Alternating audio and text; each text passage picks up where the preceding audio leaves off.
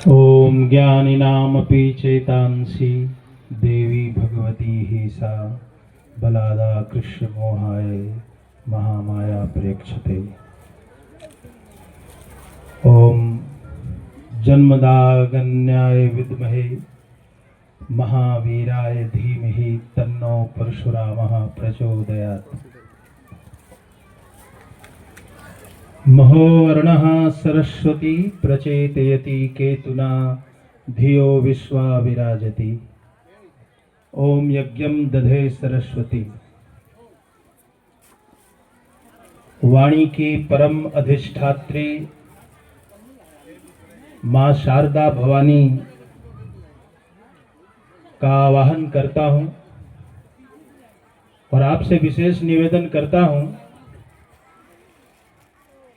कि इस बीच थोड़ा वार्ता कम रखिए, मोबाइल बंद रखिए, नहीं तो हमारे बाबूजी विरोधी हो गया है कि मैं एक जाति विशेष के पक्ष में सामाजिक संभाषण करने जाता हूं। लेकिन मैं समझता हूं कि यह हमारा उत्तरदायित्व भी है। आप अपने समाज को यदि, परिवार को यदि जागृत रखने का प्रयत्न नहीं करते हैं तो आप अपने सांस्कृतिक मूल्यों की अवहेलना कर रहे हैं और आप एक अघोषित अपराधी हैं। आज से अधिक भूमिहार ब्राह्मण समाज कभी भी संकट में नहीं था। यदि आप चाहते नहीं है कि मैं बोलूं तो फिर आप बोलते रहिए और ये गमछा बंद कर दीजिए थोड़े दिन के लिए। मुगल काल में भी शायद इतना बड़ा वैचारिक संकट इस समाज के साथ नहीं था। और मैं आपको बोलूं कि मुसलमानों ने इस समाज के लिए बहुत अच्छा लिखा, मैंने पढ़ के देखा और ये मैं अब खुले तौर पे कहने लगा कि इस जाति के विरुद्ध बोलने वाले सबसे ज्यादा हिंदू जातियां हैं। क्रिश्चियन तो ये लिखता है, वेटिकन ये लिखता है कि हिंदुस्तान में 300 साल शासन और 400 साल के करीब क्रिश्चियन गतिविधि में किसी जाति का 1% जनसंख्या क्रिश्चियन नहीं हुआ तो वो भूमिहार ब्राह्मण जाति है। ये कहीं ना कहीं गर्व का विषय है। अच्छा, चाइना ने एक रिपोर्ट छापी, जब बड़ा हमारे मगध क्षेत्र में कत्लेआम हो रहा था, नरसंहार हो रहा था, पुरुलिया में बहुत अस्त्र गिरे थे और चाइना का यह दावा था कि भारत को 30 टुकड़ों में बांटा जा सकता है। तो वहां एक प्रश्न उठा कि बाधा क्या है, यह जानना बड़ा आवश्यक है। स्वामी सहजानंद ने जो बातें कही वो 100 साल पहले प्रासंगिक थी, आगे भी प्रासंगिक रहेगी, लेकिन स्वामी जी ने पुरातत्व, अभिलेख शास्त्र इनको भूमिहार ब्राह्मणों के विश्लेषण में सम्मिलित नहीं किया था। वो एक समसामयिक भावोद्वेलन था। इधर से आवाज बंद कर दे, मुझे बड़ी असुविधा होगी। मैं आपको बताऊं, मैं बहुत शांत। चाइना ने कहा कि बाधाएं भारत को तोड़ने में नहीं है, भारत टूट जाएगा। पर एक बाधा है, ये सोशल साइंस चाइना का रिसर्च बता रहा हूं। आप कुछ लेकर जाएंगे तो बहुत अच्छा है, नहीं तो हमको पढ़ाने के लिए मेरे पिताजी जिंदा हैं अभी, है ना। आज सुबह ही पूछ चुके हैं कि क्या बोलने जा रहे हो, उसका संक्षेप परिचय दो। तो चाइना ने लिखा कि एक एस फॉर्मेशन भारत को ब्रेक करने के लिए हुआ है। नॉर्थ ईस्ट से बंगाल, बिहार, उड़ीसा, आंध्रा, कर्नाटक और केरल एक एस फॉर्म होता है। इस एस के बीच में ये भारत के भौगोलिक विभाजन कर देने में, क्योंकि उन्होंने माना कि ये वामपंथी नक्सल पट्टी बन सकता है। क्या समस्या क्या है? जब इस देश के लोग इस देश को तोड़ने के लिए तैयार हैं, जब एक भूमिहार ब्राह्मण दाहिर के विरुद्ध बौद्ध समाज खड़ा था, और सीरियाई सैनिकों को रास्ता बता रहा था, तब भी हम युद्ध में अकेले खड़े थे। आज भी अपने स्वत्वाधिकार, अपने स्वामित्व और अपने अस्तित्व के युद्ध में हम अकेले हैं। पहले यह स्वीकारना जरूरी है। तो चाइना ने कहा कि नक्सलवाद वो रास्ता है जिसके सहारे हम हिंदुस्तान को तोड़ सकते हैं। ये वामपंथ की चेतना है जो भारत को तोड़ सकती है। लेकिन ध्यान रखिए, उसने लिखा एक बाधा है। मगध में, बिहार में, पूर्वी उत्तर प्रदेश में एक प्राचीन ब्राह्मण जाति बसती है। अभी भूमिहारों को सर्टिफिकेट लेना पड़ रहा है, बिहार के सरकार से जूझना पड़ रहा है, बिहार की पददलित विगलित सरकार से जूझना पड़ रहा है। लेकिन दुख तब होता है 2015 से जाति सर्टिफिकेट बंट रहे थे और बिहार के बाहर रहने वाले भूमिहार ब्राह्मणों को उत्पीड़न का सामना करना पड़ रहा था। लेकिन इस जाति का एक व्यक्ति न्यायालय का दरवाजा खटखटाने नहीं गया कि अन्याय क्यों हो रहा है। इसका मतलब है कहीं ना कहीं हम सो रहे हैं। हम बीच में जागे थे तो चाइना ने कुछ लिखा, वो मैं आपको बताना चाहता हूं। उसने लिखा कि नक्सलवाद अपना दम तोड़ देगा एक जाति के आगे। एक प्राचीन ब्राह्मण जाति है जो रणवीर सेना के रूप में खड़ी हो गई है और 7 लाख नक्सल, सशस्त्र नक्सल जिसका दावा था कि हम भूमिहार ब्राह्मण जाति को नस्तनाबूद कर देंगे, उसके विरुद्ध खड़े होने वाले कितने थे? किसी के पास आंकड़ा है? हाँ, इसको भी शैक्षणिक जगत में जेएनयू के एक छात्र ने रिसर्च करके जब आंकड़ा लाया तो आंकड़ा मिला बहुत विचित्र। वो संख्या बताई गई कि मात्र 14 से 18 व्यक्ति, 14 से 18 व्यक्ति हैं जो आत्मसंकल्पित हैं कि नक्सलवाद की इस विभीषिका को भेद कर रखेंगे। और उसमें भी जो उनका प्रधान व्यक्ति है वो धर्मशास्त्र और दुर्गा सप्तशती ज्यादा पढ़ता है। वो कोई ट्रेंड आर्म चलाने वाला व्यक्ति नहीं है। आपकी खनक, आपकी भनक को पेंसिल्वेनिया स्वीकारता है। वो कहता है कि भूमिहार ब्राह्मण जाति बिहार के छोटे जातियों के धर्म परिवर्तन में बाधक है। यानी हमारे भूया समाज के लोग हैं जिनको हम मुसहर कह देते हैं और अन्य जातियों में क्रिश्चियनिटी अपना पैर पसारना चाहती है। उनको लगता है कि हम बाधक हैं और हमसे बार बार कुछ सवाल पूछे जा रहे हैं, उन सवालों का जवाब देंगे। कहा जा रहा है कि भूमिहार तो दान नहीं लेते हैं, भूमिहार ब्राह्मण दान नहीं लेता है तो ब्राह्मण कैसा? यह समझने की जरूरत है। दान लेने की निंदा शास्त्रों ने की है, प्रशंसा नहीं की है। पहली स्मृति मनुस्मृति है। मनुस्मृति में लिखा, ब्राह्म तेजम प्रशाम्यति प्रतिगृहेन, प्रतिग्रह लेने से ब्राह्मण का तेज विनष्ट हो जाता है। छांदोग्य उपनिषद में लिखा है धर्म के 3 स्कंध हैं। पहला स्कंध ज्ञान है, दूसरा स्कंध जो है वो यज्ञ है और तीसरा स्कंध तप है। और उन्होंने कहा है कि ज्ञान, यज्ञ और तप ब्राह्मणत्व के यही 3 लक्षण हैं, चौथा कोई लक्षण नहीं है। एक बात और उल्लिखित मिलता है, महाभारत में भीष्म कहते हैं ब्राह्मणों द्विविधा राजन। ब्राह्मण एक प्रकार के नहीं है। कहीं तो गुग्गुल बेचने वाला भी गुगली ब्राह्मण है और कहीं गंगा घाट पार कराने वाला गंगा तीरी भी ब्राह्मण हो गया। गंगा के किनारे वाले भी कहीं गंगोपाध्याय हो गए। उनके जाति की समीक्षा हो रही है क्या? उनसे किसी ने प्रमाण पत्र मांगा है क्या? 150 साल से इस जाति को जाति के नाम पर घेरने का षड्यंत्र जारी है। और उसमें एक बड़ा प्रश्न है कि प्रतिग्रह नहीं लेते, दान नहीं लेते। तो शांति पर्व में महाभारत के ये कहा गया कि एक ब्राह्मण ने अपने को निवृत्तमान घोषित किया है, निवृतो अहम प्रतिग्रहात्, मैं प्रतिग्रह नहीं लेता हूं। ये हमारा गौरव है। प्रतिग्रह और दक्षिणा में भेद है।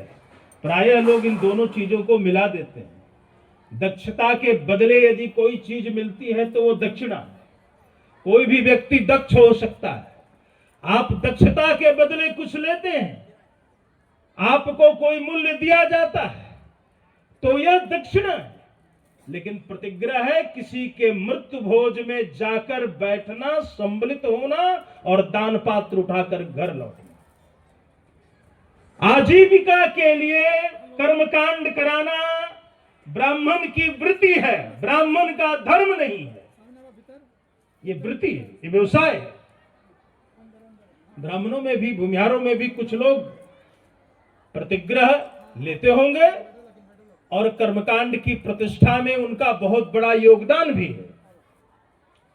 यह प्रश्न बिहार में बहुत चैनल्स के माध्यम से उठाया गया है कि वो कहां पौरोहित्य करते हैं। तो मैं आपको कुछ एक बातें बताना चाहता हूं। काशी गौरवशाली है, सभी जानते हैं। काशी का सबसे गौरवशाली मंदिर काशी विश्वनाथ मंदिर है, सभी जानते हैं। काशी विश्वनाथ के इस मंदिर का निर्माण अहिल्याबाई ने किया, ये भी लोग जानते हैं। लेकिन काशी में यदि भूमिहार ब्राह्मण का शासन नहीं होता तो क्या अहिल्याबाई मंदिर का निर्माण कर पाती? इस पर विचार होना चाहिए। तमाम पत्र हैं अहिल्याबाई के ब्राह्मणाधिपति द्विजराज काशी को, और उन्होंने वो रास्ता बताया है, वो मार्ग बताया है कि मंदिर कैसे बनेगा। और अहिल्याबाई को उन्होंने कहा कि काशी के बहुत सारे ब्राह्मणों को भय है, ये नहीं कहा है भूमिहार ब्राह्मणों को भय है, और इसलिए नहीं कहा है कि काशी यदि मुक्त हुई है, अभी मुक्तेश्वर काशी को मुक्ति किसी जाति ने दिलाई है तो वो भूमिहार ब्राह्मण के रणदुंदुभी तलवार ने दिलवाई है। इतिहास का अकाट्य साक्ष्य है। इस साक्ष्य को कोई काट कर बता दे। मराठा शासकों के महान मंत्री नाना फडणवीस ने भूमिहार ब्राह्मणों को बधाई दी है कि काशी को मुक्त करने का स्वप्न पेशवा बाजीराव बल्लाल ने देखा। यह स्वप्न साकार नहीं हो सका, लेकिन धन्य है वो भूमि अग्रहार ब्राह्मण जिन्होंने काशी को अपने तलवार से, अपने खड्ग से मुक्ति दिलाई है।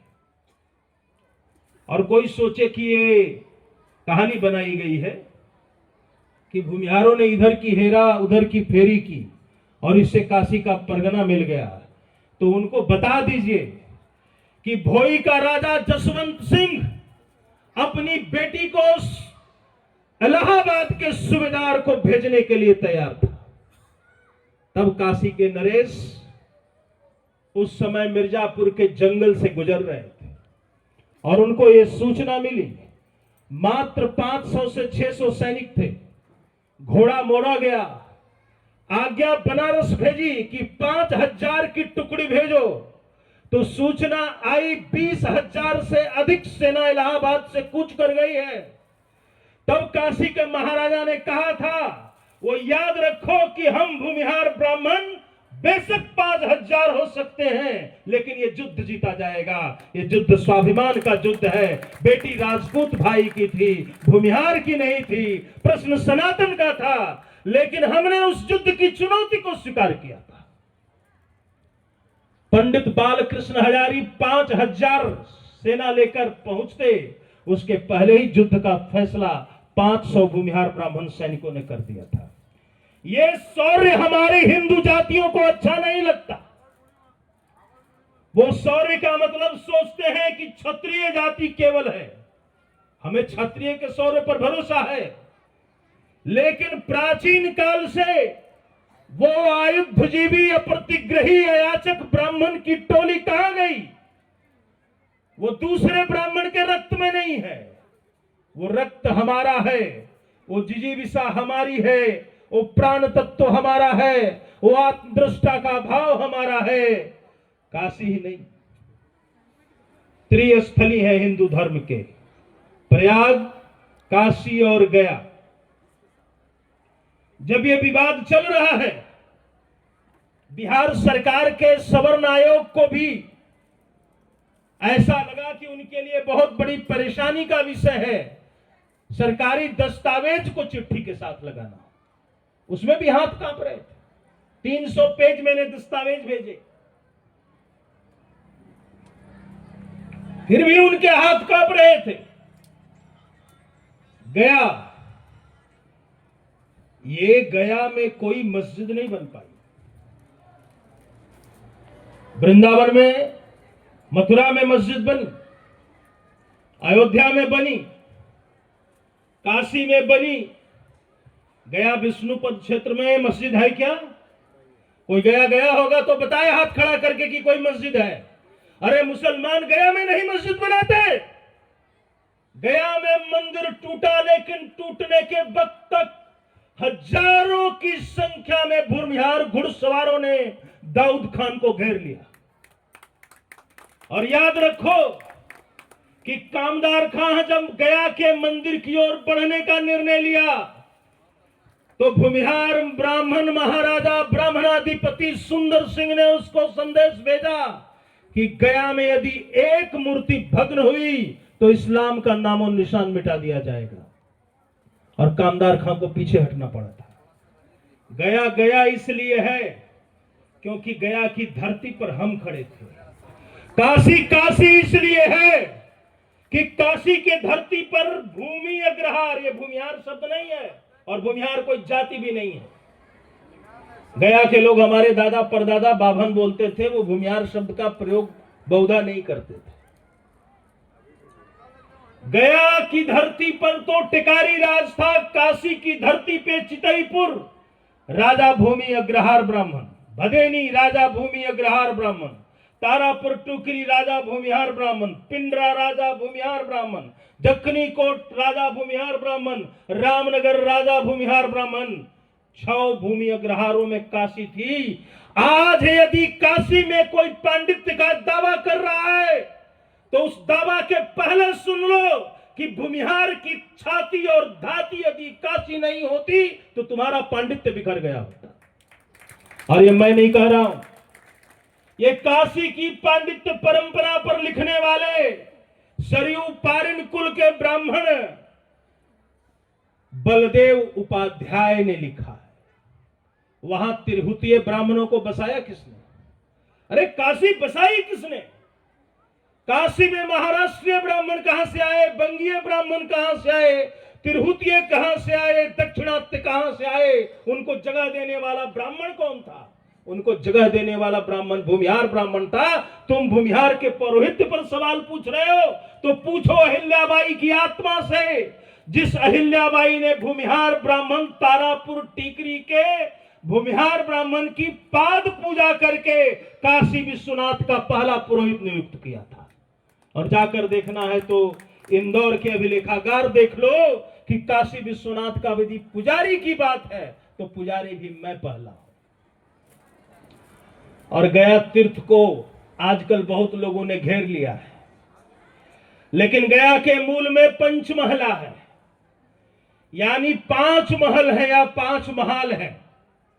और वही गया के वास्तविक तीर्थ पुरोहित है। कौन है ये तीर्थ पुरोहित? अभी मैंने गया में संभाषण किया तो बहुत तीर्थ पुरोहितों का फोन एक मेरे मित्र के पास आने लगा और उन्होंने कहा कि 200 साल के बाद आपने अपने समाज को आवाज दिया है, आप 200 साल सोते रहे। गया में सर्वप्रधान तीर्थ पुरोहित है महतर, ग्राम महतर, महत्व वाला तीर्थ पुरोहित। दूसरा है जिसने गया क्षेत्र को बचाने के लिए गोले चलाए, तोपखानों से गोले चलाए, यानी गोलावर पंडे। तीसरा महत्वपूर्ण है मयूर भट्ट के वंशज महुआर पंडे। चौथे महत्वपूर्ण है कोलों को गया क्षेत्र से भगाने वाले कोलकट पंडे। और 5वां महत्वपूर्ण है पंच भैया पंडे, जो कानिकुब्जों की शाखा मगध में भूमिहार ब्राह्मण में मिली थी, उनकी शाखा। ये गया का पंचमहला ये 5 भूमि अग्रहार ब्राह्मणों के अस्तित्व पर टिका हुआ है गया का तीर्थ। ये जिस स्थली का हम गौरव करते हैं और वहां तिलक चंदन के नाम पर घूमने वाली बहुत भारी भीड़ है। ये हमारा इतिहास क्या बताएंगे? आपको पूछना हो तो प्रयागराज के तीर्थ पुरोहितों का साक्ष्य देख लीजिए।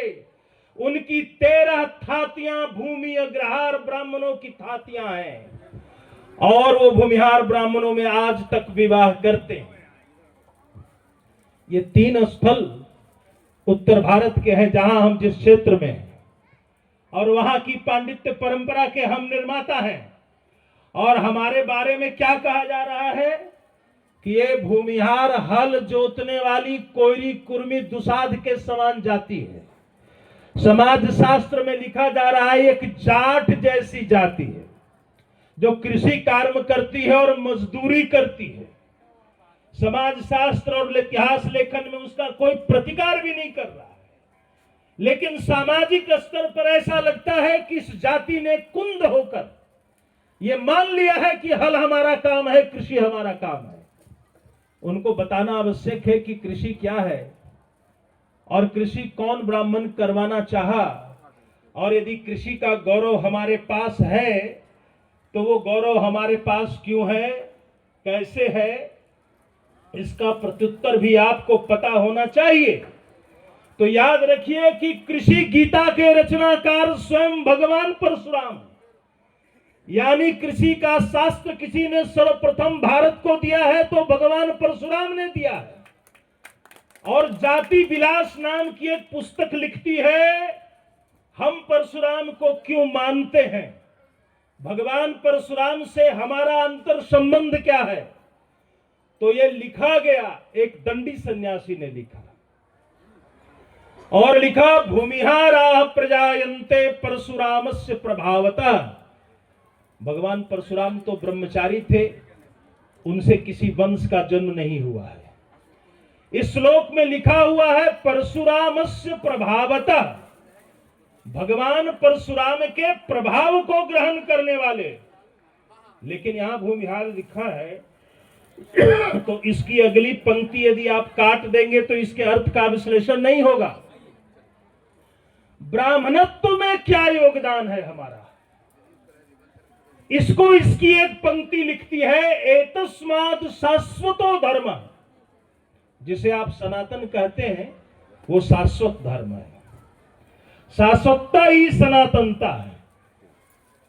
एतस्माद् शाश्वतो धर्म ब्रह्म वृत्ति प्रतिष्ठापका, ब्राह्मण की वृत्ति की हानि जब जब हुई है, भूमिहार ब्राह्मण ने उसका उद्धार किया है। कैसे, मैं उसको उदाहरण देता हूं।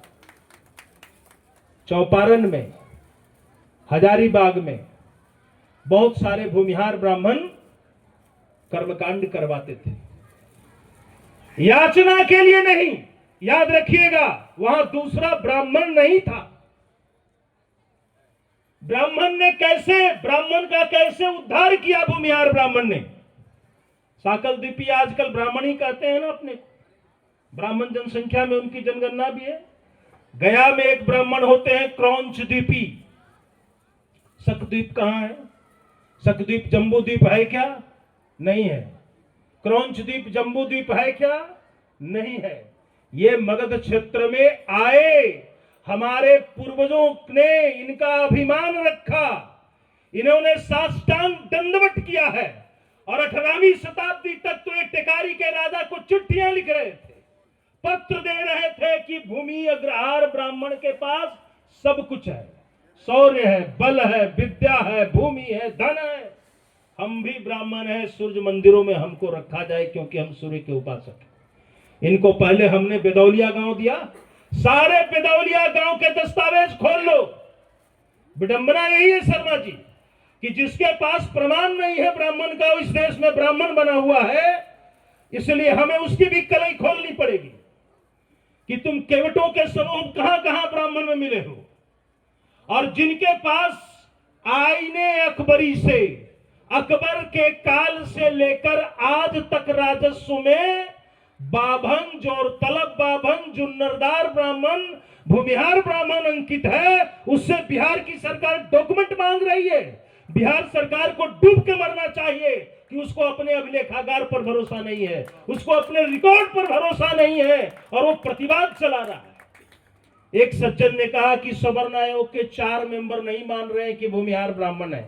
मैंने पूछा, ये चारों शास्त्रज्ञ पंडित हैं, इतिहासकार हैं, अभिलेख शास्त्री हैं, ये निपट मूर्ख किसी पार्टी के नुमाइंदे हैं, ये हमारी जाति को निर्धारित करने वाले होते हैं। ये सवर्ण आयोग निर्धारित करेगी।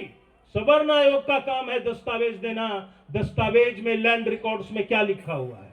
यदि भूमिहार लिखा है तो भूमिहार लिखो, और भूमिहार ब्राह्मण लिखा है तो भूमिहार ब्राह्मण लिखो। तुम्हारा दृष्टिकोण सिर्फ इतना होना चाहिए। हमने क्रौंच द्वीप कहां है? शक द्वीप तो ईरान है। क्रौंच द्वीप कहां है? पादमेरु पर्वत के आगे है, पामीर पर्वत के आगे है। वहां के लोगों ने भी जाना कि गया में पितृ को तर्पण देते हैं, वो तर्पण की भूमि में आए। यहाँ की हरियाली सस्य श्यामला भूमि देखकर यहाँ रुकने का निर्णय लिया, यहाँ रुक गए, यहाँ बस गए, ब्राह्मण की वृत्ति अपनाई। पौरोहित्य किसने दिया? भूमिहार ब्राह्मणों ने दिया। और क्या मगध कानिकुब्जों की भूमि है? मैथिल ब्राह्मणों की भूमि है? कोई भी उत्तर समझ सकता है। मैथिल ब्राह्मण क्षत्रिय संगठना कैसे बनी और कब बनी? कानिकुब्ज ब्राह्मण कैसे बने? जब हर्ष की राजधानी कन्नौज हो गई, तब कन्नौज में मगध वालों को, दूसरे क्षेत्र वालों को शासन के लिए बुलाया गया। तो शासन की शर्त थी भूमि अग्रहार। अब ये जानना जरूरी है, आपसे बड़ा प्रश्न करते हैं, भूमिहार क्या है? अरे भूमि अग्रहार एक पद्धति है। अग्रहार का मतलब है सुयोग्यतम वैदिक कुल के ब्राह्मण को वैदिक शिक्षा के प्रसार के लिए दी गई भूमि। अग्रहार वैदिक शिक्षा के केंद्र को कहते हैं। कालांतर में जो मठों के रूप में देखे गए, गुरुकुल के रूप में देखे गए, इसके अलावे देवदेव भूमि, देवता के नाम पर दान की गई भूमि, ब्रह्मदेव भूमि, ब्राह्मण को दी गई भूमि, मठार मठ को दी गई भूमि, और भूमिहार ब्राह्मण की एक बड़ी प्रतिज्ञा है जिससे समाज के 2 वर्गों को बड़ी पीड़ा है, ब्राह्मण को भी और यथाकथित क्षत्रिय को भी। ये पीड़ा क्यों है? ये जानिए, क्योंकि मगध ने अपने इतिहास में लिखा पौरोहित्यम सेनापतित्वम च। पौरोहित्य भी मेरा है और सेनापतित्व भी मेरा है। तो ये क्या स्वांग रचने लगे कि अरे सेनापतित्व क्षत्रिय का काम है, अपौरोहित्य ब्राह्मण का काम है, तुम दोनों का काम ले रहे हो तो हम तुमको दोगला डिक्लेयर कर देंगे। यही साजिश है इनकी। अब इनको बताया जाए कि 14वीं शताब्दी के पहले मगध में किसने कहा मैं क्षत्रिय हूं? या तो ब्राह्मण शासक हुआ या शूद्र शासक हुआ। अब मगध का सेनापति कौन बना है? ब्राह्मण बना है। चंद्रगुप्त का सेनापति सिंहवरण ब्राह्मण, महिहार ब्राह्मण। उसका महामंत्री चाणक्य, मगध का अयाचक और प्रतिग्रही ब्राह्मण। आगे राधा गुप्त। ये गुप्त लगने से मत सोचिए कि गुप्ता जी थे, ये भी एक इतिहास का बहुत बड़ा भूल है। गोप्तार थे गुप्त। किसी नाम के अंत में गुप्त आता है तो इसका मतलब है पृथ्वी का शासक। अभिनव गुप्त ब्राह्मण थे, लक्ष्मण गुप्त ब्राह्मण थे, विष्णु गुप्त ब्राह्मण थे। गुप्त जिसके नामांत में आता है वो ब्राह्मण के नामांत में आता है। ब्रह्मगुप्त ब्राह्मण थे। मगध के सेनापति पुष्यमित्र शुंग, अग्निमित्र मगध के ब्राह्मण, वसुमित्र मगध के ब्राह्मण, पृथ्वीसेन मगध के ब्राह्मण, वीरसेन मगध के ब्राह्मण, हरिसेन मगध के ब्राह्मण, मातृविष्णु मगध के ब्राह्मण। मगध की सेना का सेनापति हमेशा ब्राह्मण हुआ है। और जब वह ब्राह्मण सेनापति हो रहा था तो मगध में कौन सा मैथिल था? कौन सा शक्तिपी था? कौन सा क्रौंचद्वीपी था? कौन सा कानिकुब्ज था? कौन सा सरयू पारिन था? मगध में जो ब्राह्मण है, इतिहास के लेखों में उसी को बाभन लिखा गया है। कुछ लोग कहते हैं अच्छा बाभन ब्राह्मण का अपभ्रंश है। भाइयों, संस्कृत के पहले भी प्राकृत भाषा है, वो प्रागकृत है, और संस्कृत की जगह प्राकृत भाषा में ब्राह्मण को बाभन लिखा गया। अशोक के अभिलेख में बाभन है। सातवाहन स्वयं ब्राह्मण थे, उन्होंने बाभन लिखा है खुद को। तो बाभन और ब्राह्मण में भेद कैसे है? ये देखिए कितनी बड़ी साजिश और चाल है। तुलसी बाभन को बाभन लिखे तो वो ब्राह्मण के लिए, मिथिला में बाभन को बाभन कहा जाए तो वो मैथिल ब्राह्मण के लिए है। अब मगध में जिसको बाभन कहा गया वो बाभन नहीं है, वो ब्राह्मण नहीं है। इतना अर्थ का अनर्थ करने वाले बेवकूफों, तुम क्या सोचते हो कि तुम्हारे किसी प्रश्न का कोई उत्तर नहीं है? देखिए, स्वामी सहजानंद से पहले गौड़ ब्राह्मण महासभा के महापंडित छोटेलाल सोत्रिय को पीड़ा हुई। उन्होंने मगध के इतिहास को देखा, बिहार के इतिहास को देखा, और छोटेलाल शर्मा श्रोत्रिय गौड़ ब्राह्मण थे। उन्होंने क्या लिखा कि भूमिहार ब्राह्मण में बल का, ऐश्वर्य का और विद्या का ऐसा संगम है कि दूसरे ब्राह्मण उनसे ईर्ष्या का भाव रखते हैं। दूसरे ब्राह्मण के पास न इतना भूमि धन है, न ऐसा बल है, न ऐसा ऐश्वर्य है, इसलिए दूसरे ब्राह्मण इनसे वैमनस्य रखते हैं। उन्होंने ब्राह्मण निर्णय, ब्राह्मण विवेक में लिखा है, भूमिहार ब्राह्मण है, ब्राह्मण है, ब्राह्मण है, और अन्य लोगों को इससे वैमनस्य है, वैमनस्य है, वैमनस्य है। हम वैमनस्य की निंदा नहीं करते, इस वैमनस्य को स्वीकार कर लीजिए। आपकी दृढ़ता, आपकी कर्तव्यनिष्ठता, आपका शौर्य, आपका ज्ञान साबित करेगा कि आपका जेनेटिक कोड अलग है। आपकी शक्ति पूर्णता में परिलक्षित होना चाहिए, यही सच्चा प्रत्युत्तर है। तो छोटेलाल शर्मा क्षत्रिय जी ने यह लिखा अंत में, भूमिहार ब्राह्मणों के लिए जो कुचक्र गढ़ा जा रहा है, जो शब्द गढ़े जा रहे हैं, जो कुछ कहा जा रहा है, ये सुनकर किसी भी सदैव व्यक्ति का हृदय कंपायमान होगा, उसका हृदय कंपित होगा कि एक जाति के ऊपर उस राज्य, उस प्रदेश की समस्त जातियां मिलकर अप्रलंब प्रलाप करती हैं। परंतु मैं भी स्पष्ट करना चाहूंगा कि भूमिहार ब्राह्मण के बारे में जो यशस्वी गाथाएं हैं, वो गाथाएं अन्य ब्राह्मणों ने भी कही है। अन्य ब्राह्मण समाज ने भी भूमिहार ब्राह्मण समाज की बहुत प्रशंसा की है। मैं ऐसे लोगों का नाम लेना चाहूंगा। बंगाल के इतिहास में सुनीति कुमार चट्टोपाध्याय जैसा मूर्धन्य विद्वान बहुत कम हुए, और सुनीति कुमार चट्टोपाध्याय ने कहा कि कानकुब्जों के इतिहास से भी बहुत गहरा और पुराना इतिहास किसी ब्राह्मण का है तो वह भूमिहार ब्राह्मण का है। यह बंगाल की धरती के महान विद्वान सुनीति कुमार चट्टोपाध्याय की उक्ति है। मैं बिना संदर्भ के कोई बात नहीं करता, और ये बात कहने के लिए विवश इसलिए हुआ हूं क्योंकि हमारा समाज उत्तर नहीं देता है, मौन बैठा रहता है। राम प्रसाद चंदा इस बंगाल की धरती के बहुत बड़े पुरातत्वविद हुए। उन्होंने लिखा कि भूमिहार ब्राह्मण प्रथम आर्य ब्राह्मण जाति है जो गंगा घाटी के मैदान में आई, और प्राचीन अभिलेखों में जिसे बाभन लिखा गया है या ब्राह्मण कहा गया है, वह संदर्भ सारा भूमिहार ब्राह्मण जाति के लिए। यह भी बंगाल में लिखा गया। एशियाटिक सोसाइटी ऑफ बंगाल के पहले भारतीय चेयरपर्सन, चेयरमैन जो हुए, वो कायस्थ कुल के एक विद्वान थे। उनका नाम था राजेंद्र लाल मित्र, और उन्होंने लिखा कि भूमिहार ब्राह्मण सामंत और राजन्यक ब्राह्मणों की श्रेणी है, जमींदार ब्राह्मणों की श्रेणी है। मैं और जाऊंगा, महात्मा दयानंद सरस्वती और उनके बाद में अनुयायी हुए लाला लाजपत राय। आज हमारे सारे ब्राह्मण बंधु मूर्ति पूजा की ही कमाई खा रहे हैं। सत्यनारायण, लीलावती, कलावती की ही कहानी कह के शंख बजाकर अपना जीविकोपार्जन कर रहे हैं।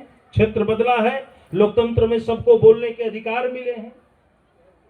70-75 साल की नौकरियों और ब्रिटिश राज की सेवा से बहुतों के घर भी संवर गए हैं, संवरने भी चाहिए थे। हम तो सिर्फ खोते आ रहे हैं, हम सिर्फ खोते आ रहे हैं। अब विवेक न खो दे, बस इतना ही एक प्रार्थना है। तो हम जिस मूल बिंदु पर आ रहे थे कि भूमिहार ब्राह्मण जाति के लिए अन्य ब्राह्मणों ने क्या लिखा। दयानंद सरस्वती कहते हैं कि सबसे ज्यादा मठ और मंदिर मध्य गंगा घाटी में और तीर्थों में भूमिहार ब्राह्मण समाज के पास है। मैं थोड़ी कह रहा हूं। और इस पर विश्व भारती के एक प्रोफेसर हितेंद्र पटेल का रिसर्च भी है, caste and communalism in India, in Bihar, और उसने भी अंततः इस बात को स्वीकृत किया है। दयानंद सरस्वती जी ने लिखा है कि पूरा उत्तर भारत मूर्ति पूजा छोड़ देगा यदि भूमिहार ब्राह्मण जो मठ और मंदिर के संचालक हैं आर्य समाज के धर्म को स्वीकार कर लेते हैं। और उन्होंने एक निवेदन पत्र भेजा काशी के राजा को। काशी के राजा 27 ब्राह्मण राजाओं के बीच श्रेष्ठतम राजा ब्राह्मणाधिपति द्विजराज कहे जाते थे। आजकल एक स्वघोषित शंकराचार्य कहते फिर रहे हैं कि काशी का राजा ब्राह्मण नहीं था। शंकराचार्य की गद्दी हथियाने के बाद विवेक खो दो तो इस सनातन का नाश ही करोगे आप। अपना विवेक ठीक करें, यह जरूरी है। दयानंद सरस्वती की बात को काशी राजा ने कहा कि शास्त्रार्थ के आधार पर तय हो कि मूर्ति पूजा ठीक है या नहीं है। दयानंद जी बनारस आए और काशी राजा ने 2 विद्वान नियुक्त किए, विशुद्धानंद सरस्वती और ताराचंद तर्कवागीश। ये दोनों तर्क के आगे हार रहे थे, दयानंद के तर्क के आगे हार रहे थे। उन्होंने कहा ऋग्वेद मूल है और ऋग्वेद में कोई मूर्ति पूजा नहीं है, ये कालांतर की चीज है। राजा को सूचना मिली, राजा हाथी के हौदे पर बैठे, बनारस के ब्राह्मण 108 ब्राह्मण को भोजन कराने के बाद यदि भोजन ग्रहण करने की किसी की मर्यादा थी तो वो भूमिहार कुलभूषण काशीराज की थी। मर्यादा हमसे पूछते, मर्यादा मैंने सिखाई है, उपोषित संयम हमने सिखाया है, ब्राह्मणत्व को दृढ़ आधार हमने दिया है और तुम हमसे ब्राह्मण की परिभाषा पूछने चले हो। धिक्कार है, इन लोगों को धिक्कार है जो ये प्रश्न खड़ा करते हैं। काशी राजा ने हाथी पर आरोहण किया और भगवती देवी के उस कुंड दुर्गा कुंड तक पहुंचे तो शास्त्रार्थ अपने अंतिम चरण में था और जो निर्णायक नियुक्त किए गए थे वो 14-15 साल के काशी राज के उत्तराधिकारी बालक थे। राजा वहां बैठे, दयानंद सरस्वती बहुत हद तक आश्वस्त थे कि यह विजय मुझे मिलने जा रही है और उसके बाद पूरा उत्तर भारत का समाज आर्य समाज हो जाएगा। ये भूमिहार ब्राह्मण ने कैसे मूर्ति पूजा, देव पूजा, मंदिर की पूजा, देवालय की पूजा, देव सदन की पूजा, तीर्थ की पूजा को बचा लिया। यदि भूमिहार ब्राह्मण न होता तो तुम ये युद्ध दयानंद के आगे कब के हार गए थे। तब काशी के महाराजा ने कहा साकारो विकृति गया, साकार विकृति है। आगे कहा तत् सर्व जगत स्थितम, लेकिन सारा जगत आकार में नहीं है, बिना आकार के जगत में कुछ नहीं है। पूजा ध्यानादिकम नित्यम साकारस्यैव शक्यते, पूजा और ध्यान के लिए साकार की उपासना आवश्यक है।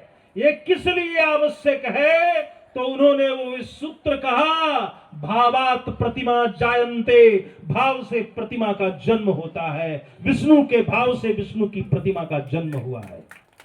यदि ये कहने वाला भूमिहार ब्राह्मण राजा नहीं होता तो आज की जो पंडिताई और पुरोहिताई है वो आर्य समाज के हाथ में होती है।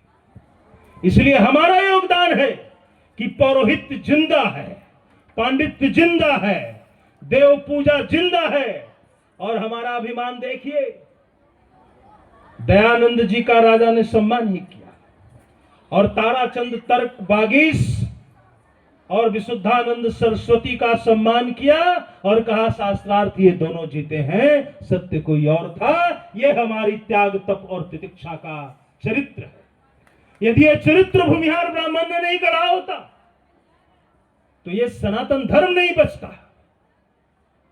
तो हमारे ऊपर जो प्रश्न खड़ा करने वाले हैं उनको उत्तर बड़ा जरूरी है। मैं आता हूं कृषि कर्म पे। आपको बताया ही कि पहली पुस्तक कृषि गीता, भगवान परशुराम को यह श्रेय कौन सा ब्राह्मण दिया होगा? जो ब्राह्मण भार्गव नंदन रेणुका नंदन ऋषिक कुल श्रेष्ठ जन्मदागन्य परशुराम को मानता है, वही कहेगा ना कि यह कृषि की गीता आपकी देन है, या दूसरा ब्राह्मण कहेगा? उत्तर से लेकर दक्षिण तक कृषि की पहली पुस्तक यह है। दूसरी पुस्तक है कृषि पराशर। कृषि पराशर लिखती है, सट कर्म पुरोहिता तथापि च कृषिम कार्यम कारेत। ब्राह्मण के 6 कर्म को मैं जानता हूं, लेकिन फिर भी मैं कृषि कार्य करवाता हूं। ऋग्वेद कहता है, ऋग्वेद का कृषि मंडल कहता है, विज्ञानम नाना निधना कृता कृषि कर्म अपीच। विज्ञान नाना प्रकार के हैं, कृषि भी एक विज्ञान है। बिना विज्ञान के कृषि नहीं होती। फिर कृषि को प्रतिष्ठा दिलाना ब्राह्मणत्व की हानि है, हल पकड़ना हानि है। मैथिल ब्राह्मण समाज में स्टडी ऑन ब्राह्मणिक ट्रेडिशन एक किताब लिखने वाले व्यक्ति का जन्म हुआ था। नाम था वैद्यनाथ सरस्वती। और मिथिला के आधुनिक विज्ञानों में वैद्यनाथ सरस्वती का नाम विश्व भर में है। वो जाने माने एंथ्रोपोलॉजिस्ट थे। उन्होंने स्पष्टतः लिखा है कि सुयोग्य और उच्च ब्राह्मणों की भांति भूमि होने के बावजूद भी भूमिहार ब्राह्मण हल से स्वयं खेती नहीं करता है। ये सबसे ऑथेंटिक वर्क है इंग्लिश में। एक भेद है शास्त्र में, कृषि करना और कृषि करवाना। प्रतिकृत कृषि, मैं दूसरे से कृषि करवाता हूं, यह प्रतिकृत कृषि है। और प्रतिकृत कृषि का अधिकार ब्राह्मण को है। इसलिए कृषि करवाने से, भूमि रक्षण करने से भूमि वृणोति हरति रक्षति, यह सह भूमिहार। जो भूमि की रक्षा करता है, कृषि संपदा को बढ़ाता है। आधुनिक काल में अंतिम कृषि शास्त्र पर जो ग्रंथ मिलता है वो ग्रंथ बहुत रोचक है। और वो ग्रंथ एक भूमिहार ब्राह्मण महाराजा पंडित मित्रजीत सिंह टेकारी के द्वारा लिखा गया।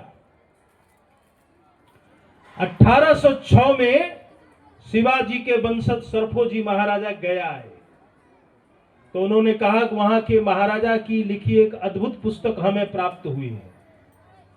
और उस पुस्तक को लेकर वो तंजौर गए, जहां ट्रैंकोबार मिशन के क्रिश्चियन लोग उनसे मिलने आए, और उन्होंने उस पुस्तक की प्रतिलिपि की मांग की। पर्शियन विद्वानों ने भी प्रतिलिपि की मांग की, तो महाराजा ने उसका पर्शियन में भी अनुवाद करा। अब सुनिए, आप सभी ने ग्रीन रिवॉल्यूशन बहुत सुना है, हरित क्रांति, green revolution, high yielding variety. ये कौन सी दुनिया की किताब है जिसने हाई यील्डिंग वैरायटी की पहली बार बात की? एक प्रसिद्ध भारतीय बोटेनिस्ट वैदुर्य प्रताप शाही को मैंने इस पुस्तक पर अध्ययन विशेष रूप से करने के लिए कहा है, क्योंकि मैं खुद बोटेनिस्ट नहीं हूं, एग्रीकल्चरल साइंटिस्ट नहीं हूं, पर कोई तो करे। आखिर हमारे महाराजा ने कृषि शास्त्रम क्यों लिखा? पुस्तक का नाम है कृषि शास्त्रम, महाराजा मित्रजीत सिंह प्रणीतम। ये कृषि शास्त्र ट्रैंकोबार मिशन वाले इंग्लैंड ले गए, तो वहां एक गोष्ठी बुलाई गई, परिचर्चा हुई, और परिचर्चा में एक कमेटी फॉर्म की गई कि इस पुस्तक के ऊपर काम किया जाए।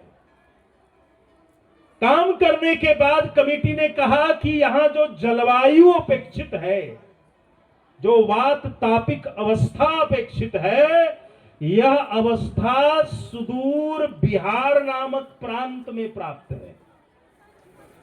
इसलिए खेती इंग्लैंड में नहीं की जा सकती, जहां कोहरा है, जहां वर्षा है, जहां ठंड है।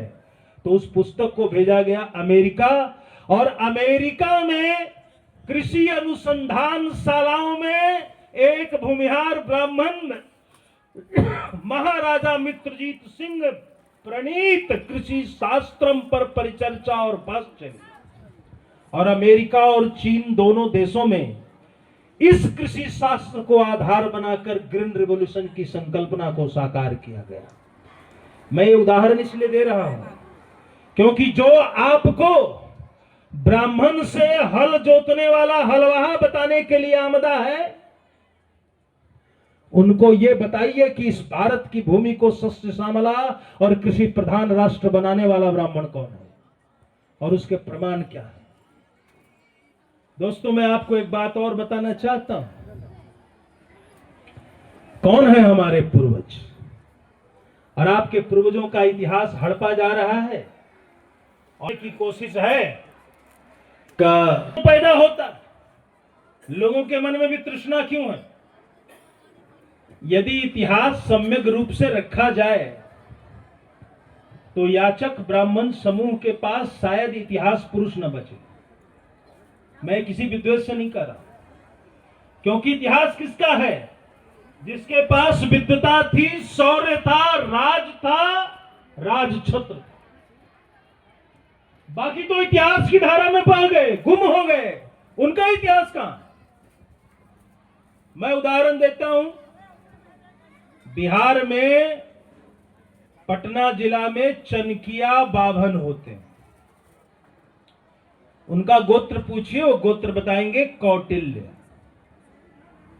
अच्छा, चाणक्य, आधुनिक विद्वानों ने भी लिखा है कि वो भूमिहार ब्राह्मण थे, लेकिन क्या आप भूमिहार में ब्राह्मण नहीं लगाएंगे तो कोई इतिहासकार लिखेगा कि चाणक्य भूमिहार थे? यही लिखा जाएगा ना कि चाणक्य ब्राह्मण थे। तो आप चाणक्य का इतिहास बताना चाहते हैं तो भूमिहार ब्राह्मण क्यों नहीं लिखा जाना चाहिए?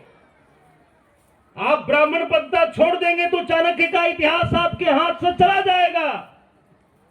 ये कुछ कुंठित लोग कुछ क्षेत्रों में ये प्रतिवाद चला रखे हैं कि ब्राह्मण लिखने की आवश्यकता क्या है। ऐसे मूढ़ों से आपको सावधान होने की जरूरत है, जो सुघोषित विद्वान बन के आपको लिख रहे हैं, या राजनेताओं से कि क्या फर्क पड़ता है, वोट बैंक गड़बड़ाता है उनका।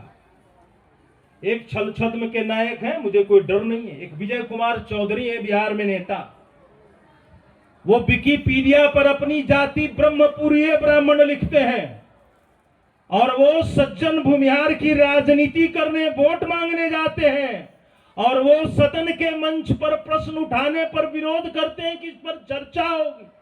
अरे क्या छद्म चरित्र है तुम्हारा, डूब मरो चुल्लू भर पानी में। तुम सदन में प्रतिवाद, इस पर बहस होती है तो होने दो, ये सदन से सड़क तक और सड़क से सदन तक प्रतिवाद होता है तो होने दो, खुलकर इतिहास सामने आएगा। हम तो इसके पक्षधर हैं, तब हम बता पाएंगे कि ये कृषि कामंदक ने लिखा, चाणक्य के बारे में क्या लिखा, वो क्यों भूमिहार ब्राह्मण है, ये बताना जरूरी है। उसने लिखा कि वो मगध के हैं, पहली बात लिखा मगध के हैं, दूसरी बात लिखा अयाचक हैं, तीसरा लिखा अप्रतिग्रही हैं। अयाचक, अप्रतिग्रही और मगध के ब्राह्मण होने का अभिमान एक पक्ष है।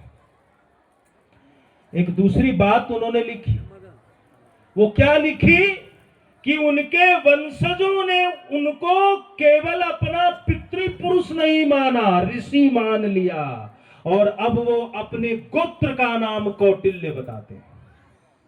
सरयू पारिण में कोई कौटिल्य गोत्र है? कोई बंधुओं? कानिकुब्ज में कोई कौटिल्य गोत्र है? शकद्वीपियों में तो गोत्र ही नहीं होता, क्रौंच द्वीपियों में गोत्र ही नहीं होता, क्योंकि गोत्र की परंपरा भारतीय है, जम्बूद्वीप की परंपरा है। मैथिल में कोई कौटिल्य गोत्र होता है? नहीं होता है। तो चनकिया बाभन जो कौटिल्य गोत्र लिखता है, उसके पितृपुरुष चाणक्य है या नहीं है? चाणक्य उनके पितृपुरुष। मगध में सुंगनिया बाभन है, पुष्यमित्र सुंग महासेनापति। महाभारत में लिखा है औद्भिज सेनानी काश्यपो द्विजः। तुम कहते हो कि तलवार उठाना ब्राह्मण का काम नहीं है, अंग्रेजों ने भी यही कहा। ब्राह्मण का काम भिक्षा है, यज्ञ है, याजन है, कर्मकांड कराना है, मृत्यु भोज कराना है, दान लेना है, यही ब्राह्मणत्व है। शास्त्र नहीं कहता। पुष्यमित्र शुंग ने तो कहा कि मैं वो सेनानी ब्राह्मण हूं, सेनानी ब्राह्मण। काश्यपो सेनानी द्विजः। कैसा ब्राह्मण हूं और कैसा सेनानी ब्राह्मण हूं? औद्भिज सेनानी, जिसके युद्ध भूमि में खड़ा होने से शत्रु सेना में भगदड़ मच जाती है कि इसका नेतृत्व करने वाला कोई सुंगनिया ब्राह्मण खड़ा है। इस सुंगनिया बावन के संतानें किस ब्राह्मण की संतानें हैं? वो किस जाति में पाई जाती है? क्या सुंगनिया समूह सरयू पारिण में पाया जाता है? शकद्वीपी में पाया जाता है? कानिकुब्ज में पाया जाता है? मैथिल में पाया जाता है? नहीं, ये केवल भूमिहार ब्राह्मण में पाया जाता है। चाणक्य और पुष्यमित्र हमारे हैं, मयूर भट्ट के वंशज, मऊआर लिखते हैं। मयूर भट्ट से हथुआ, कल्याणपुर, कुबड़ी, हुसेपुर, तमकु ही राज्य है। हर्षवर्धन ने सूर्य सप्तकम के इस कवि को, जो सारण्य मंडलाधिपति हुए, पूरा सारण मंडल, छपरा, गोपालगंज, सिवान, देवरिया, गोरखपुर, यह समस्त छत्र सारण्य मंडल है। इस मंडल में वत्स गोत्रीय मयूर भट्ट सूर्य सप्तकम के लेखक को, जिसने वक्रनाल योग की प्रतिष्ठा की एक जंगल में, जिसे आज भी बकजोगनी जंगल कहते हैं, जिनका गौरव बंदनी भवानी है, जिनका गौरव थावे वाली माता है, उस पुष्यमित्र शुंग के वत्स गोत्रीय कुल के ब्राह्मण किस कुल में पाए जाते हैं? मयूर भट्ट के वंशज भूमिहार ब्राह्मण कुल में पाए जाते हैं। बाण भट्ट को बहुत लोगों ने लिख दिया कि कानिकुब्ज ब्राह्मण थे। अरे 7वीं शताब्दी में कानिकुब्ज की संकल्पना ही नहीं पैदा हुई थी।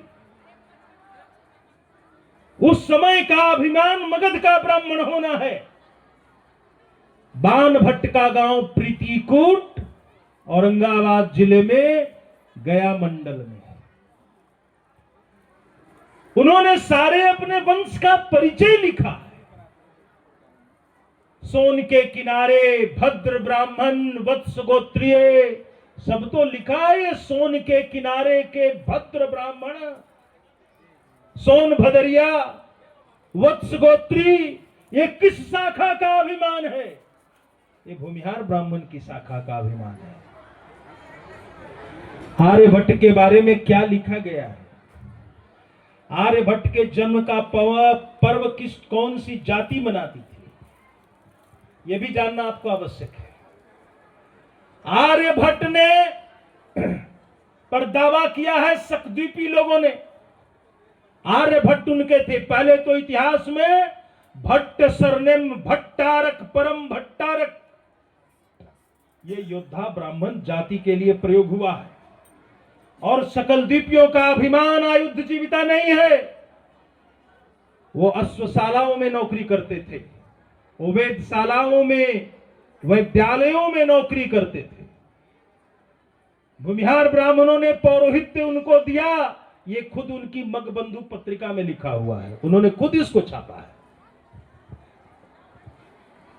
तो आर्यभट्ट के बारे में भास्कराचार्य ने लिखा है, वो अस्मक ग्राम के रहने वाले थे। अब अस्मक प्रदेश महाराष्ट्र में भी है, और हमारे पटना जिला के बारे में उन्होंने खुद लिखा, कुसुमपुर अभ्यर्चित मम ज्ञानम, मेरा ज्ञान कुसुमपुर नगर का है।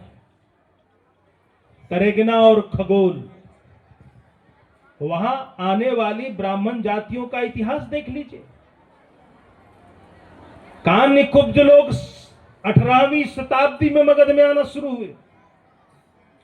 श्रोत्रिय लोगों के बारे में हैमिल्टन बुकानन ने 1811-12 में लिखा कि मगध में ये लोग ज्यादातर महाराष्ट्र से आए हैं। कालांतर में मैथिल श्रोत्रियों में इनका विवाह होने लगा, दोनों मिल गए। उसने क्या लिखा है, मैं विरोधाभास की बात नहीं करता, लेकिन लिखा है ये मगध के धनाढ्य और जमींदार ब्राह्मणों के क्षेत्र में भिक्षाटन का कार्य करने के लिए आए। हैमिल्टन बुकानन लिखा है, घर के आगे पंडाल, घर के आगे हाथी और घोड़े, और जिस रास्ते से मैं गुजर रहा हूं वो अरवल से जहानाबाद को जाता है। बीच बीच में जमींदार ब्राह्मणों के गांव और मंदिर है। संपन्न कृषि क्षेत्र है और इनके दरवाजों पर हाथी और घोड़े हैं। ये जमींदार ब्राह्मण हैमिल्टन बुकानन ने किसके लिए लिखा होगा? मगध में कौन था जिसके पास भूमि थी? इनको बड़ी घबराहट है कि 2.83% जनसंख्या है और 39% भूमि है। हालांकि ये बिल्कुल समेकित समाकलित डाटा नहीं, लेकिन बंधुओं, तुमको 40 और 39% भूमि से पीड़ा हो रही है। तुम एक बार कार्नवालिस बंदोबस्त की सारी व्यवस्था पढ़कर जान जाओ तो मगध में 82%, काशी में 72% से ऊपर, सारण्य जनपद में 76% से ऊपर, सूबा इलाहाबाद में 57% से ऊपर भूमि इसी भूमिहार ब्राह्मण जाति की। हमने तो उपनिवेशवाद की धारा में और लोकतंत्र की धारा में सर्वस्व ने छायर करके तुमको भूमि दी है। हमारे अस्तित्व पर प्रश्न करने वाले बिहार के स्कूल और महाविद्यालयों और विश्वविद्यालयों को दी गई भूमि दान का आंकड़ा निकाल लो। मालवीय जी भूमिहार ब्राह्मणों के भक्त ऐसे नहीं थे। मालवीय जी को बनारस वाले बड़ा आदर्श मानते हैं। वो जान जाएं कि कलकत्ता में वो भोजन किसी और ब्राह्मण के घर में नहीं करते थे। जिस जुझौतिया कुल में पंडित मदन मोहन मालवीय का जन्म हुआ, उसी जुझौतिया कुल के स्वामी सहजानंद सरस्वती थे। कोई भेद नहीं था, वो जानते थे। और उनके घर के सभी पद्माकर मालवीय और अन्य मालवीय स्वामी सहजानंद के आंदोलन में साथ थे, स्वामी जी के दंडलट कमंडल के साथ थे। ये भेद बाहरी है। लेकिन वो कौन महाराजा था? आज बनारस के महाराजा पे बड़े बड़े प्रश्न चिन्ह खड़े किए जा रहे हैं कि उन्होंने भूमि का पैसा लिया था और हम प्रत्युत्तर नहीं दे रहे। महाराजा अपने स्वाभिमान में चुप और बतौलेबाजी की ये अप्रलंब प्रलाप की दीवारें खड़ी की जा रही। महाराजा बनारस में नहीं जमीन दिए थे, जमीन बेच रहे थे। ये घटना क्या है? मालवीय जी ने 6 लाख का क्या हिसाब लिखा है जिस पर इन्होंने प्रतिवाद फैलाया है? यह आप सभी के लिए जानना जरूरी है। ब्राह्मण को यदि भूमि अग्रहार दिया जाता है तो उसके कुल में बंट सकता है, पर उसको टैक्स नहीं लगाया जा सकता है। और उसका प्रतिग्रहण यानी दूसरा राजा उसको ले नहीं सकता। यह अक्षुण्ण है, अक्षय भूमि है। इसमें पुत्रों में बंटवारा हो सकता है, पुत्रियों को दिया जा सकता है। यहां बहुत सारी नारियां बैठी हैं। यह अकेला ब्राह्मण में भूमिहार ब्राह्मण था जो अपने पुत्रियों को ग्राम दान दिया करता था। ग्राम दान दिया करता था। दादा अपने पोती के खोइछा में गुलाबी वर्ण के रंग से पीले कागज के ऊपर लिखता था, ये ग्राम दान है। ये यश भूमिहार ब्राह्मण का है, यह कृति भूमिहार ब्राह्मण का है। बेटी को ग्राम दान देने का, अधिकार देने का। तो आपको याद कराता हूं, एक अहिल्याबाई को देश जानता है, लेकिन आप याद रखो ना, भुवनेश्वरी कुंवर, रामेश्वरी कुंवर, बिंदेश्वरी कुंवर, इंद्रजीत कुंवर, टिकारी राजवंश में 4 बेटियां महारानी नहीं, महाराजा की गद्दी पर बैठ के शासन चलाई है। एक साथ एक कुल में 4 बेटियां पिता की गद्दी पर बैठी हो, यह उदाहरण भूमिहार ब्राह्मण परिवार का। और याद रखो, इन बेटियों ने क्या किया, ये कोई अहिल्याबाई से कम नहीं थी। काशी को बसाया काशीराज ने। नेटोर की ब्राह्मण भवानी, रानी भवानी पर दृष्टि थी मुर्शिदाबाद के मुस्लिम शासक की। तो राजा ने टिकारी ब्रिगेड से प्रार्थना की, जो मुर्शिदाबाद में थी, कि नेटोर की रानी को वाराणसी लाया जाए, उनकी पुत्री को वाराणसी लाया जाए। और उन्होंने वहां से रानी और पुत्री को लाने के बाद, ये मैं बता रहा हूं कि ब्राह्मणत्व रक्षा में भूमिहार ब्राह्मण का योगदान क्या है। काशी लाया और कहा कि बहन, आप काशी में सुरक्षित रहें, मैं 45 ब्राह्मण और कायस्थ नेटोर भेजता हूं आपका शासन चलाने के लिए, हमारे सैनिक के सुरक्षा में जाएंगे, आपके शासन का धन वाराणसी आएगा। बोला, मैं क्या करूंगी भाई। उन्होंने कहा, मेरा धर्म विभाग, मंदिर निर्माण विभाग, जीर्णोद्धार का विभाग आपको दिया जाता है। आप काशी में रहकर मंदिर और मठों का उद्धार कीजिए, ये गौरव काशीराज का है, ये कौशल नृपेंद्र परिबंड सिंह का है। गांधी जी रामराज लाना चाहते थे, आपने खूब सुना है। काशी के राजा वही हो सकते थे जिनको 4 वेदों का ज्ञान हो। एक प्रलाप वहां फैलाया हुआ है कि बेटे नहीं बचते थे, मर जाते थे।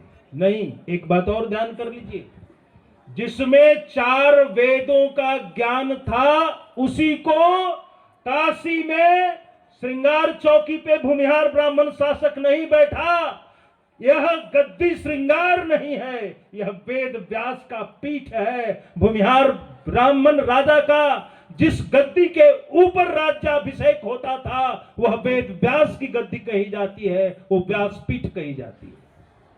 ये ब्राह्मण होने का गौरव है।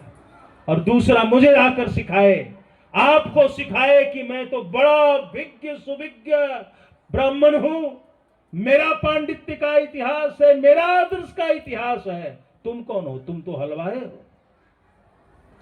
ये व्यासपीठ हमारा है। आज भी काशी के किले में व्यासपीठ है, जहां पर राजा बैठते हैं।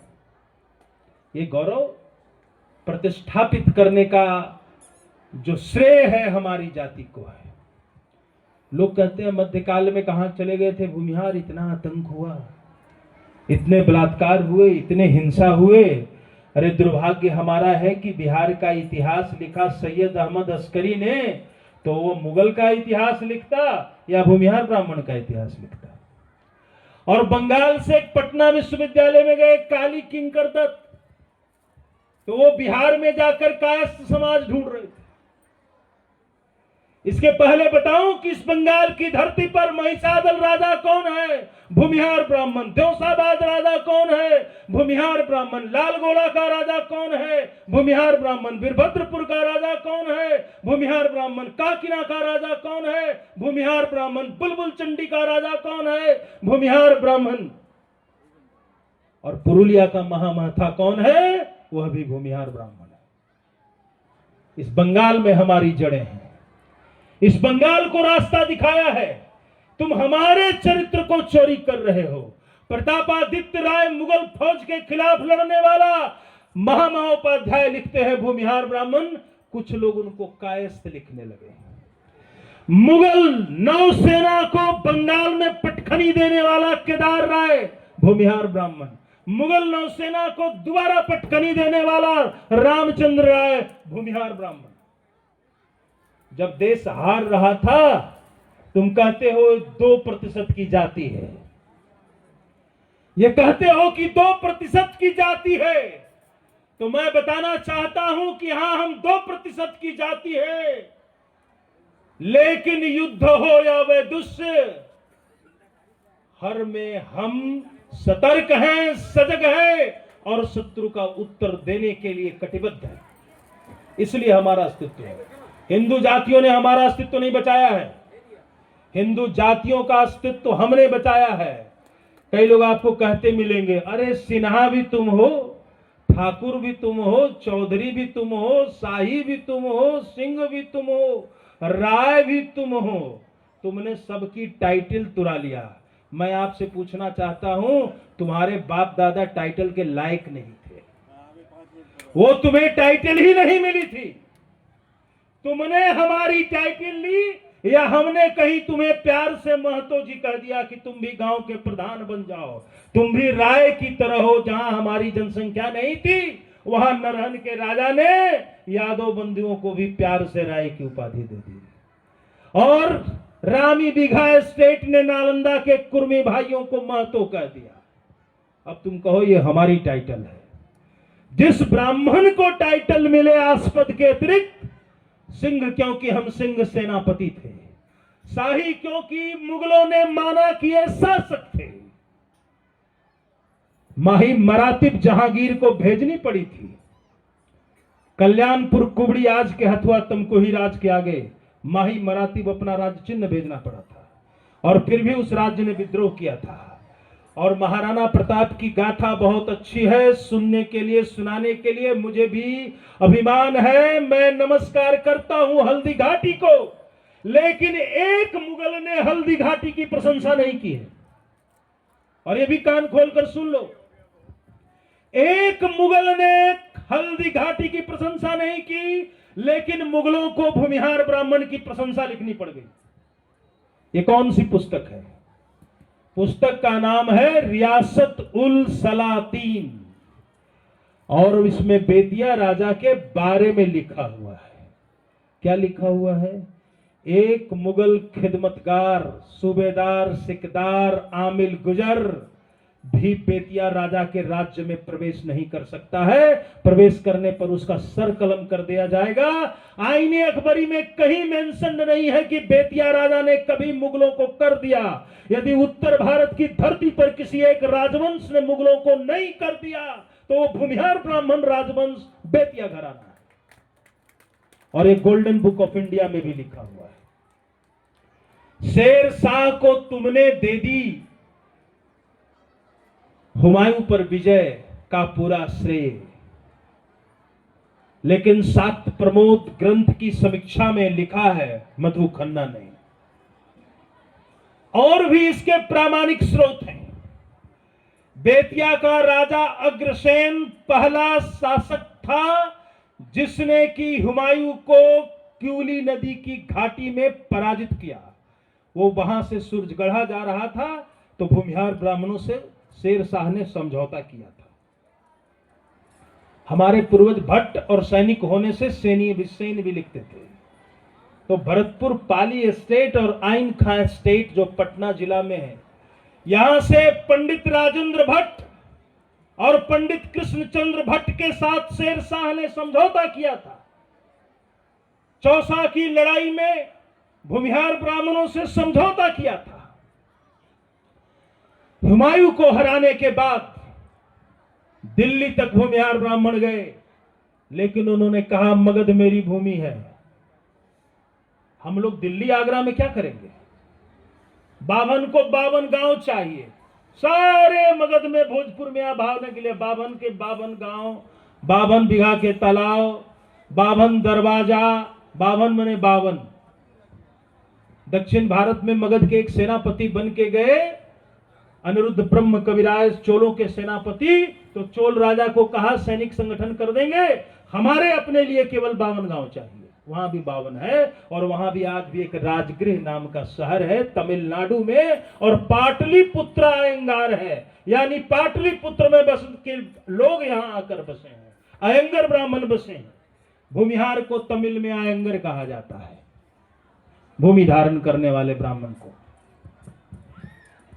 तो उन्होंने क्या कहा कृष्णचंद्र भट्ट ने? उन्होंने कहा 52 गांव हमारा पटना जिला में सुरक्षित, तब जिला नहीं कहते होंगे, परगना था हमारा, परगना 52 का परिगणन, गणना में 52, ये है परगना। कहा 52 का परगना चाहिए, लेकिन 3 चीजें और चाहिए। और सुनिए वो कौन सी चीज थी? हुमायूं की तलवार, हुमायूं का तगमा और हुमायूं का व्यक्तिगत कुरान अपने साथ ले जाना चाहता हूं, ताकि ये गौरव सुरक्षित रहे कि मुगल इस धरती पर हारा तो भूमिहार ब्राह्मण की तलवार से हारा। और ये सुरक्षित रखा भरतपुर पाली राज्य ने कि हमने मुगलों को हराया था। अच्छा, आप कहेंगे कि कहां से पुष्टि होती? तो मेरे पास उसका भी उत्तर है। तारीखे शेर शाही किताब है शेर शाह के बारे में, और उस किताब में एक प्रसंग है जिसको उत्तर प्रदेश सरकार ने उसका अनुवाद कराया है। कराने वाले ने क्या लिखा है? दिल्ली के जितने मौलवी थे, मुतल्लवी थे, आमिल गुजर थे, वो शेर शाह के आगे आ गए और कहे कि आप तो अफगानी हो, आपने विजय पाली, अब दिल्ली पर शासन करो, हम सब आपके साथ हैं, लेकिन आपसे एक बात की बहुत नाराजगी है। कहा क्यों? कहा आपने ब्राह्मणों को बहुत राज्य दे दिया है, परगने दे दिए हैं, और ये जोर तलब बाभन हैं, आप इनको परगना सौंप रहे हैं। सरकी सुल्तान जौनपुर की कमजोरियों को उठाकर सारे तीर्थ स्थल इसी बाभन जाति ने कैप्चर कर लिया था। तो शेर शाह चुप रहा। कहा आप क्या चाहते हैं? इनसे विरोध क्यों? क्योंकि इन्होंने तो हमें मुगलों के खिलाफ विजय दिलाई है, और ये दिल्ली आगरा में रहने वाले भी नहीं थे। तो वो कहते हैं माशाअल्लाह, ये खुदा की खिदमत। यदि यह जाति बिहार और पूर्वी उत्तर प्रदेश को छोड़कर दिल्ली और आगरा में होती तो यह जाति इस्लाम का नामो निशान मिटा देती। ये तारीखे शेरशाही में लिखा है कि ये खुदा की हमारे ऊपर कृपा है कि ये इस क्षेत्र में नहीं है। हमने समय बहुत ज्यादा लिया है। हम मध्यकाल में लड़े, आजादी की पहली लड़ाई युगल किशोर सिंह बेतिया राजा, फतेह बहादुर शाही हथुआ तमकुही के राजा, पीताम्बर सिंह टिकारी के राजा, चेत सिंह बनारस के राजा, गाजीपुर के सबसे बड़े जमींदार राय वल्लभ, बलिया के सबसे बड़े जमींदार बाबू बेचू सिंह, और मगध के मिलिट्री कमांडर पंडित बेचू सिंह ने शुरू किया। इस देश की पहली फांसी बंगाल की धरती पे भूमिहार कुल के भूषण नंद कुमार राय को मिली। उपनिवेशवाद के खिलाफ लड़ने के लिए दूसरी फांसी काशी के भवानी शंकर को मिली। मोती सिंह गिरी, जिन्होंने मदारों का आतंक शांत किया, अंग्रेजों ने सन्यासी विद्रोह के इस नायक को फांसी दी। बंगाल की धरती पर बंकिम चंद्र चटर्जी ने वंदे मातरम लिखा। हम वंदे मातरम का 150वां साल मना रहे हैं। ये वंदे मातरम योगेंद्र नारायण राय नाम के राजा, लाल गोला राज्य के राजा के संरक्षण में बंकिम चंद्र चटर्जी ने लिखा। और मूल कहानी कहां से आई थी? मूल कहानी थावे के मंदिर से आई थी। जब फतेह बहादुर शाही ने चांदी की मूर्ति पीठ पे धारण किया और बंदौ माता भवानी का सिंहनाद दिया, वही सिंहनाद का संस्कृत रूपांतरण बंकिम चंद्र चटर्जी ने वंदे मातरम के रूप में किया है। इस देश की आजादी के संघर्ष के बारे में केवल इतना ही कहना चाहूंगा कि बिहार का जेल रिकॉर्ड देख लीजिए। 100 में 65 से 70% जो कैदी जेल में गए हैं, उनकी जाति का नाम वहां भूमिहार ब्राह्मण लिखा हुआ है। आपके पूर्वजों ने जेल के कैद में जाने पर और फांसी पर चढ़ने के पहले आपकी जाति का नाम भूमिहार ब्राह्मण बताया है। और कुछ लोग कहें कि सिर्फ भूमिहार रहेगा तो ये आपके शान, आपके आन, आपके बान, आपकी आत्मा, आपकी पहचान, आपके इतिहास को नष्ट करने की कुचेष्टा है। इसके विरुद्ध खड़ा होइए, बिहार के सरकार को प्रतिवेदन दीजिए, आप कोर्ट में केस कीजिए और आप लैंड रिकॉर्ड्स के आधार पर, आप कोर्ट रिकॉर्ड्स के आधार पर, आप जनसंख्या रिपोर्ट के आधार पर ये कहिए कि आपकी जाति का नाम भूमिहार ब्राह्मण है, भूमिहार ब्राह्मण रहेगा। इन शब्दों के साथ जय परशुराम, जय जय परशुराम, जय परशुराम, जय जय परशुराम, जय परशुराम, जय जय परशुराम।